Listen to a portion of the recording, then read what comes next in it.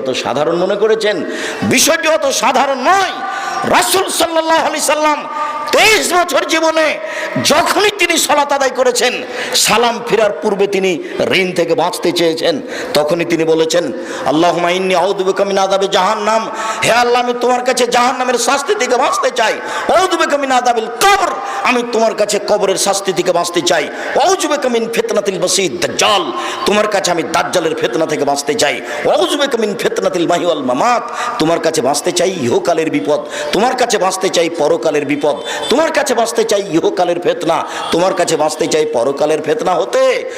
আউযু বিকা মিনাল মাসামি ওয়াল মাগরাম, তোমার কাছে বাঁচতে চাই বড় পাপ হতে, তোমার কাছে বাঁচতে চাই ঋণ কর্য হতে, তোমার কাছে বাঁচতে চাই বড় পাপ হতে, তোমার কাছে বাঁচতে চাই ঋণ কর্য হতে। রাসূল সাল্লাল্লাহু আলাইহি সাল্লাম দিন রাত ঋণ কর্য থেকে বাঁচার জন্য আল্লাহর কাছে প্রার্থনা করতেন। আর আপনি কোটি টাকা